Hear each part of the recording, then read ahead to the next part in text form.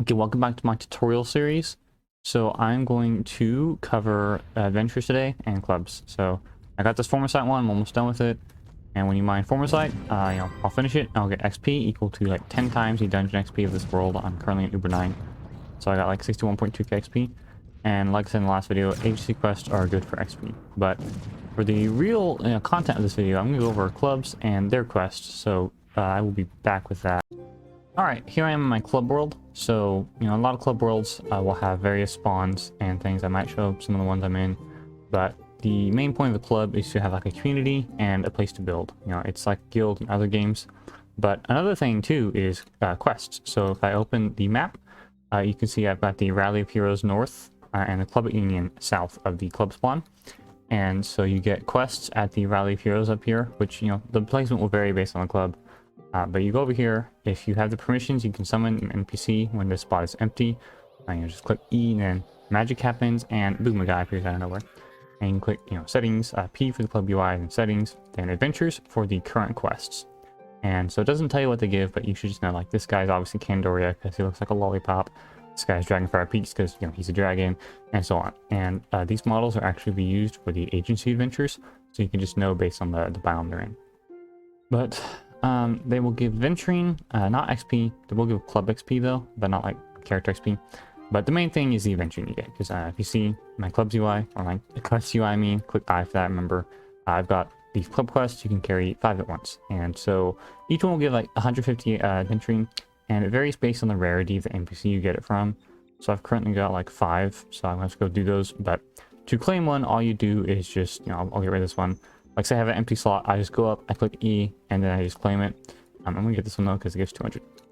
Yes, so it's very basic to do quests, and every time you complete one, it will give 300 club XP to the club it's from. On Saturday, that amount is boosted. It's, plus 50% if you don't have patron, which gives like, right here, yeah, plus 50% without patron, which gives like 450, and with patron, you'll get like 600. So if you can grind a bunch of quests throughout the week, but especially on Saturday, that will help your club level up. And mine is close to being level 6. And speaking of levels, let's get into that. So, levels give you fixture slots, which you can place fixtures in. So I've got a few. Each one gives different buffs. Like this one, for example, gives extra health. This one lets us get rarer heroes. I don't think any of them... Yeah, these are the basic heroes. But these all NPCs are called heroes. But you can get more heroes. The wiki would have exact details. I don't remember like the ones you get. But they're very, very basic. So when we make a club, you start with the Rally of Heroes and Club at Union at level 0.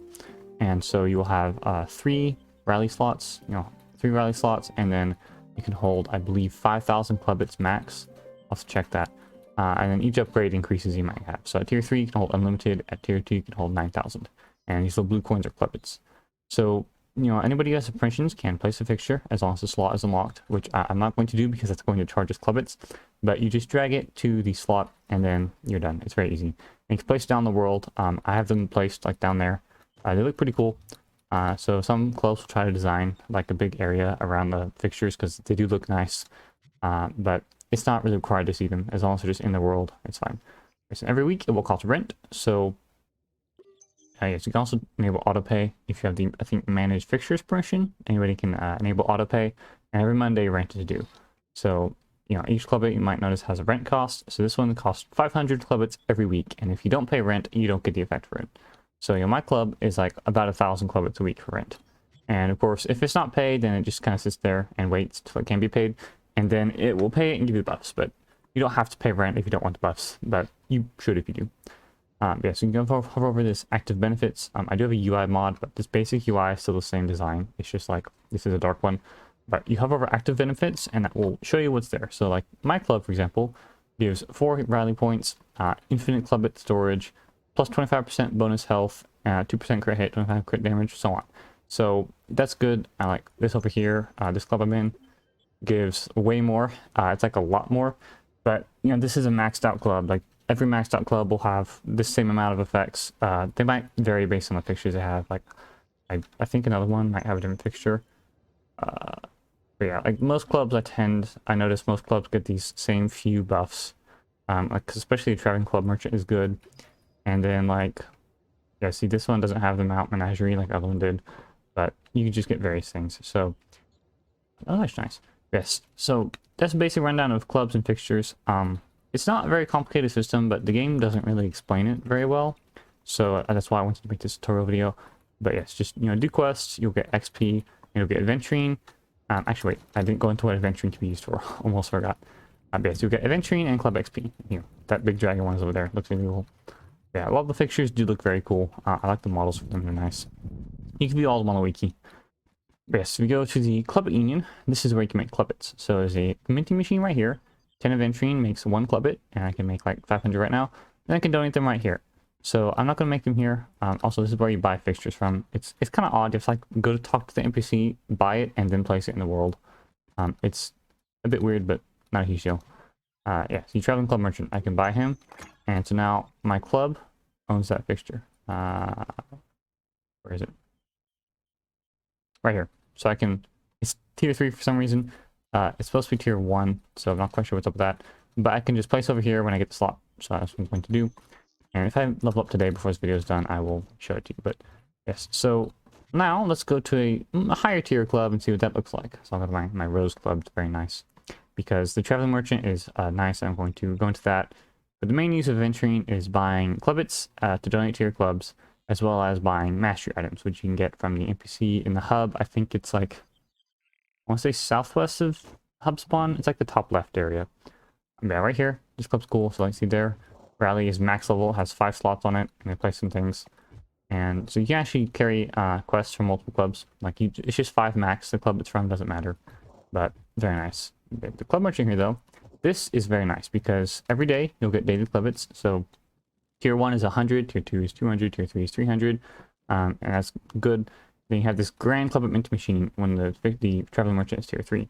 So that is 85 Adventurine into 10 clubbits. It's quite a nice conversion because it makes it a lot easier to do stuff. So like if I can go here, you also do donations. Go to the member list, you view all the donations people have made, and like one guy in this club has donated like 77,000, where is it?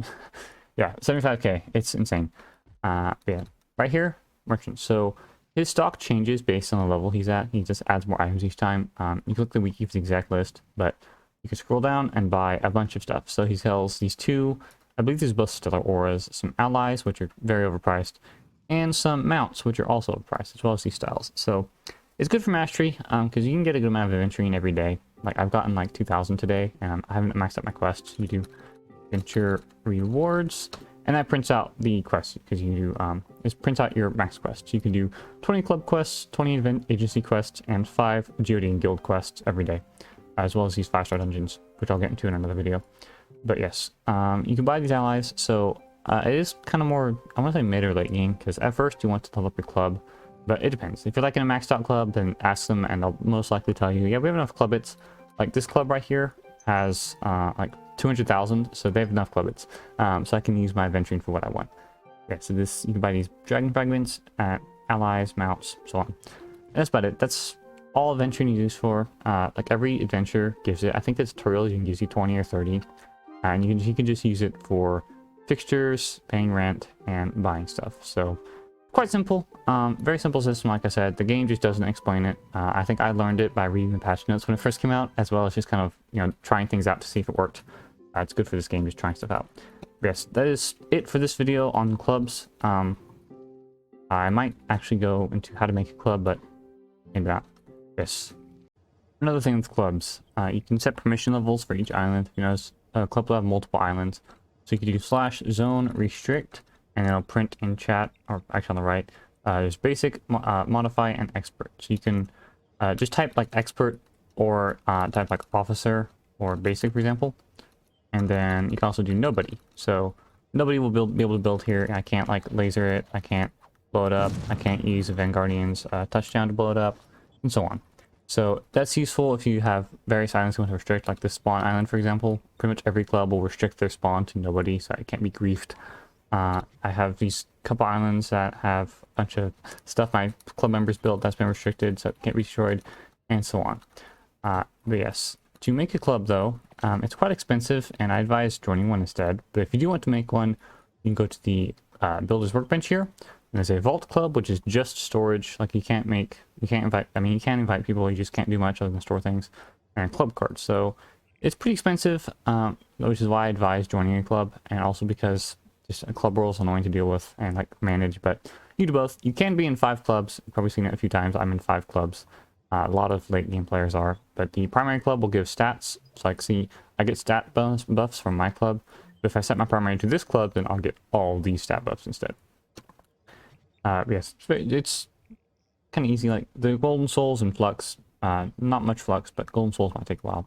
Yes, so I do advise joining a club. If you want to join mine, I'll put like the method in the description, and there's also a sign in the club world.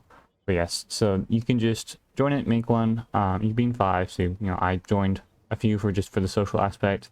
I joined a couple to get the quests and so on. But yes, that's about it.